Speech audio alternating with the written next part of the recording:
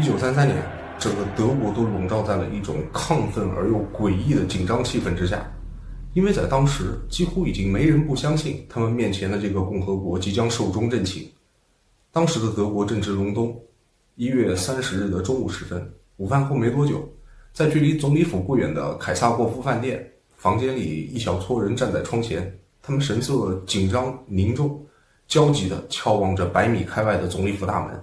他们在等待一个连他们自己都不敢相信的奇迹。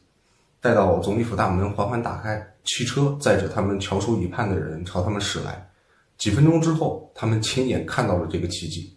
那个43岁留着卓别林式胡子的人，那个年轻时在维也纳一事无成的流浪汉，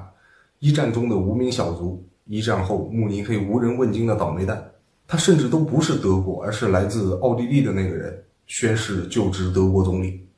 鉴于他低微的出身以及早年间的履历，没有人能想到将会由他来继承德皇腓特烈大帝、铁血宰相俾斯麦以及功勋元帅辛登堡总统的衣钵，以至于给德国乃至欧洲甚至整个世界都戳上了一个无法抹去的烙印。这个人就是阿道夫·希特勒。In jeder Stunde, an jedem Tag, nur zu denken an Deutschland, an Volk und an Reich, an unsere deutsche Nation. Unser deutsches Volk Sieg heil! Sieg heil! Sieg heil!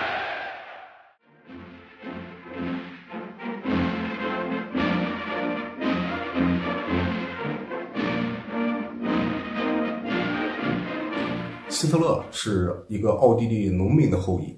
1889年4月20日晚上的6点半，出生在一个小旅馆里。这个小旅馆呢，就位于德国巴伐利亚州边境对面莱茵河畔的一个奥地利的小村庄。他的父亲叫阿洛伊斯·希特勒，是奥地利海关的一个小职员。他是他父亲在第3段婚姻当中的第3个孩子。他的母亲叫克拉拉·波尔兹尔，是他父亲的堂侄女，属于近亲结婚。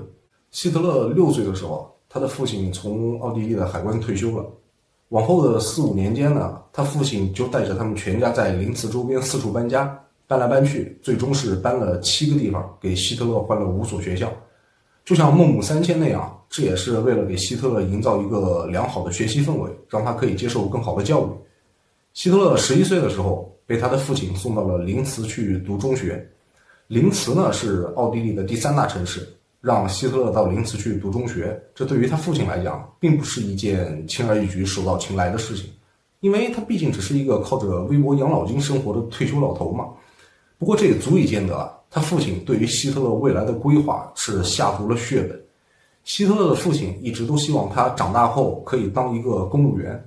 但是希特勒自己本人却并不满意，所以后来他自己回忆说，他不得不在年少时就第一次违抗了他父亲的意愿。因为他不想当公务员嘛，希特勒告诉他的父亲，他想当一个艺术家。最开始的时候，他父亲并没有当回事儿，因为以为希特勒是在闹着玩嘛。但后来，当他父亲了解到希特勒并不是在开玩笑过后，就非常严肃地丢下一句话：只要他还活着1天，他就绝不答应。所以，希特勒认为他不得不在10岁刚出头的年纪，就要同他顽强、冷酷而且刚愎自用的父亲做斗争。而且这种斗争呢，是第一次展现出他有一种不屈的意志。很显然，他认为以后他克服了很多看起来无法克服的重重困难，就是得益于年少的时候建立的这种不屈的意志。那希特勒跟他父亲斗争的方式也非常的简单搞笑，就是荒废学业。因为他自己觉得只要我不好好学习，他父亲呢就会认为他不是一块学习的料，从而呢就会放弃让他当公务员的念头，再转而支持他去当艺术家。不过很可惜，他的父亲是一个言出必行的倔老头，就像他父亲自己说的那样，只要他还活着1天，他就绝不答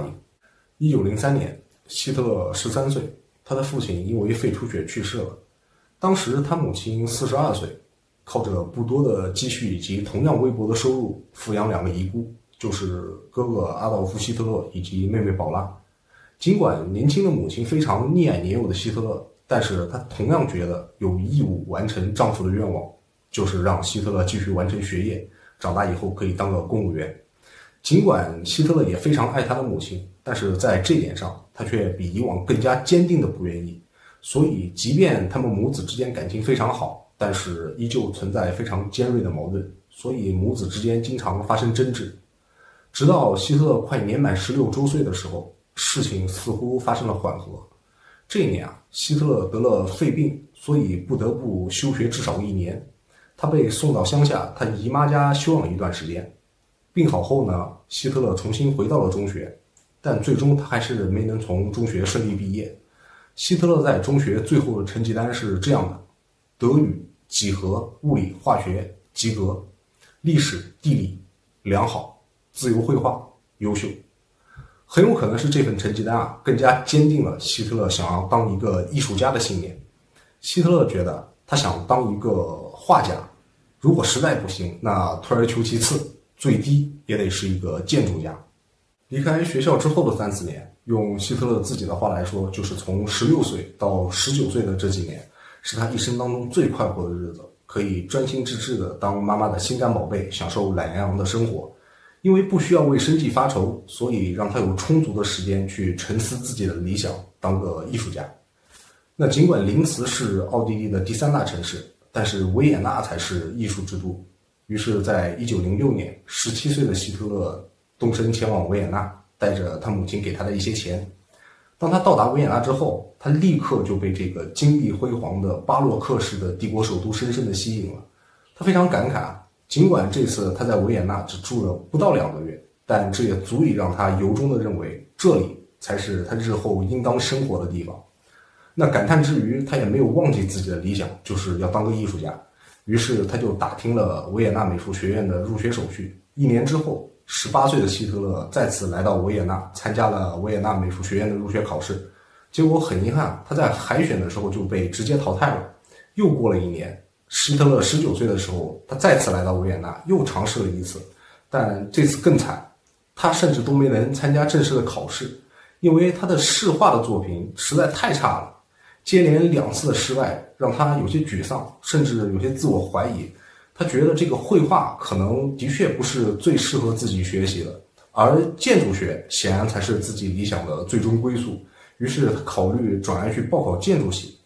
但有个隐忧，因为他中学都没能毕业，所以很有可能他连报考的资格都没有。只是没过多久之后，这个隐忧就已经不那么重要了，因为他的母亲去世了。几年下来，尽管希特勒在艺术的道路上一点成绩都没有，但他的母亲依旧用微薄的收入连续的供养了他长达3-4年之久。直到1908年的12月21日，他的母亲因为乳腺癌去世了。这对希特勒来说简直就是晴天霹雳。当时他19岁，用他自己的话说，就是他的理想忽然之间就变得不可能实现了，因为他不得不开始想办法谋生。希特勒安葬好母亲，告别亲戚，就跟所有踌躇满志的年轻人一样，他告诉所有人，如果他不混出个人样来，就绝不回乡。1909年，20岁的希特勒再一次怀着对未来的憧憬以及对艺术的向往，重新踏进了维也纳。当时是哈布斯堡王朝统治的末期，虽然维也纳是欧洲的心脏城市，但在光鲜亮丽的外表之下，依旧存在着难以摆脱的贫困以及孤寂，两极分化非常严重。就如同希特勒在维也纳的生活一样，最开始的时候呢，他是租住在西蒙丹克胡同的公寓里，因为有他母亲的供养，所以生活相对来说还是比较滋润。但是当他母亲去世，希特勒独自掌握命运，短短不到1年之后，到了1909年底，他就不得不搬到简陋的公共宿舍里去，甚至后来一度只能住在鸡毛店里。那什么是鸡毛店呢？就是没有固定的床铺，甚至没有固定的床位，只能在大通铺上找一块地方，垫上杂草或者鸡毛，搭建了这么一种简易的铺位。他也打过零工，在火车站扛过行李，扫过雪，后来到街上去当小画家，就是给别人画明信片。尽管希特勒到死都坚定地认为自己是一个艺术家，但他在艺术上的成就也就到此为止了。那这些显然是不足以维持生计的，所以后来他大部分的时间都是靠施粥站活着的。尽管希特勒的日常生活非常的贫困，甚至可以用一塌糊涂来形容，但是他倒是没少干些别的事情来丰富自己困顿的日常。首先，他在当小画家之余呢，多数时间都用来读书，潜心研究各类著作。他认为读书的真谛是在于去无存精，把少量的有用的知识牢记于心，才能给日后的人生奠定基础。与此同时呢，他在维也纳杂居的生活当中，敏锐地捕捉到了多元民族社会并存的现实。当时的维也纳生活着捷克人、斯洛伐克人、克罗地亚人、塞尔维亚人以及大量的犹太人，当然还有他们人数不占优势的日耳曼人。尽管奥地利当时是由日耳曼人在统治，这就导致几乎所有的种族都试图从日耳曼人手中夺取政治权利。那这对于希特勒这样一个日耳曼青年人来说，肯定是不能接受的。这些年虽然希特勒没有直接参与政治活动，但是维也纳这种多民族社会所导致的独特政治生态也给了他不少的启示。尤其是维也纳的市长卡尔卢格给希特勒留下了极为深刻的印象。他一直都认为卡尔卢格是历代最伟大的日耳曼市长，有着高超的政治手腕。卡尔卢格的策略、演讲的艺术以及对权力机构巧妙的运作，都成为希特勒日后政治谋划当中的重要参照。希特勒在观察中逐渐明白，要想在政治上获得胜利，就必须懂得如何巧妙地利用群众的力量以及对舆论的操控。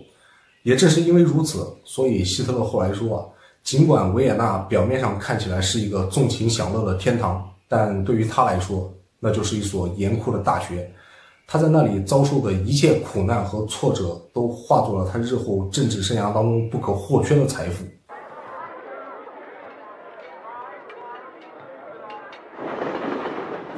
当然，维也纳给希特勒最大的改变，就是让他从一个单纯的日耳曼主义者变成了一个狂热的反犹主义者。因为在他的家乡林茨，基本上看不见犹太人，但是维也纳作为欧洲的心脏城市，有着大量的犹太人。那至于怎么去区分犹太人，希特勒的想法也非常的简单，就是从书本当中去找答案。要知道，在当时欧洲的反犹书籍是极为的畅销，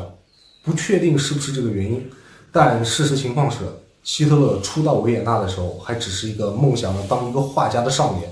等到他离开维也纳的时候，他坚定地认为犹太人心肠冷酷、恬不知耻、自自为利。他认为犹太人是在渣滓堆里进行罪恶交易的背后主使。但是也有人有不同的看法，比如鲁道夫·尔登，他认为希特勒反犹主义的根源是出于性方面的压抑跟嫉妒。因为他发现希特勒在维也纳时期从来没有跟任何女性有过任何的关系。那这个不用别人说，因为希特勒后来在维也纳基本上都是靠尸肉战活着的。到了1913年，维也纳已经不再是希特勒最初认为的那个这才是他要生活的金碧辉煌的地方，反而他认为德国才是他从小就向往的地方。于是他带着既爱又恨的复杂情感，毅然决然地离开了这个让他备受煎熬的城市，踏上了前往德国的新征程。那年他24岁，既没有成为画家，也没有成为建筑家，所有人都能看得出他一事无成，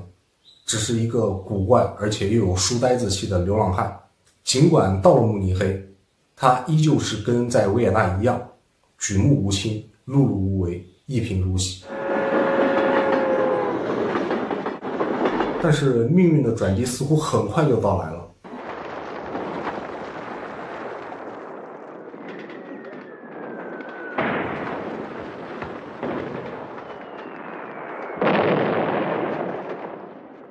1914年夏天，第一次世界大战爆发。面对国家的危难和全民动员的呼声，希特勒主动上书巴伐利亚国王，申请志愿参加巴伐利亚步兵团。作为一个外国人，他的申请竟然意外获准。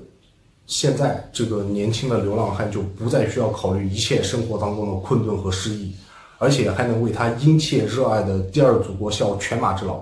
所以他认为这是一个天赐良机，把他从年轻时代开始就压在他身上的困顿和失意当中拯救出来。用他自己的话说，就是过往的一切都成了过眼云烟，他最值得纪念的时期开始了。